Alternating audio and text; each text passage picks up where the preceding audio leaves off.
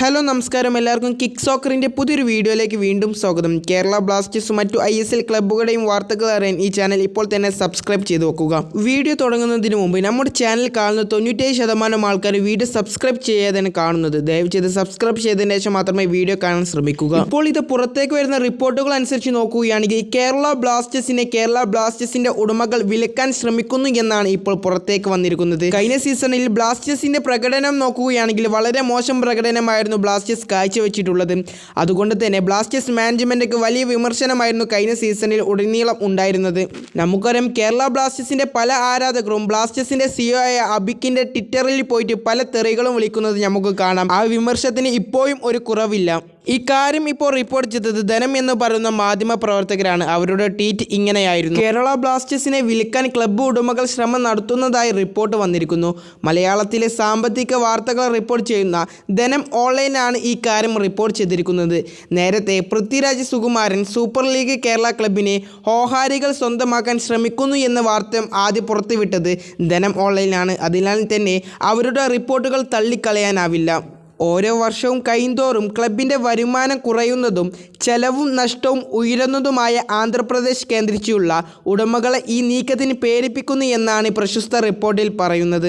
സമീപകാലത്തെ ക്ലബിൻ്റെ പ്രകടനവും മോശമായതോടെ ആരാധകർ ടീമിനെ താൽക്കാലികമായി കൈവിട്ട അവസ്ഥയിലാണ്.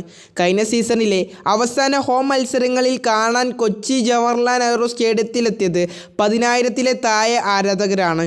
കാണികൾ കുറഞ്ഞതോടുകൂടി ടിക്കറ്റിൽ നിന്നുള്ള വരുമാനത്തിൽ വലിയ കുറവ് വന്നിരിക്കുന്നു. ഇക്കാര്യവും വിൽപ്പനയ്ക്ക് കാരണമാവുന്നതായി റിപ്പോർട്ട് ചൂണ്ടിക്കാട്ടുന്നു. ബ്ലാസ്റ്റേഴ്സിന് ഇത്രയും കാലമായി സോഷ്യൽ മീഡിയയിൽ ഫോളോവേഴ്സിനെ സൃഷ്ടിക്കാൻ മാത്രമാണ് കഴിഞ്ഞതെന്നും സാമ്പത്തിക നേട്ടത്തിലുള്ള വഴികൾ കണ്ടെത്താൻ സാധിച്ചില്ലെന്നും പ്രശസ്ത റിപ്പോർട്ടിൽ വിമർശിക്കപ്പെടുന്നു. എന്നാൽ ക്ലബിനെ വിൽക്കാനുള്ള നീക്കം പൂർത്തീകരിക്കാൻ സാധിക്കുന്നില്ലെന്നും റിപ്പോർട്ടിൽ പറയുന്നു.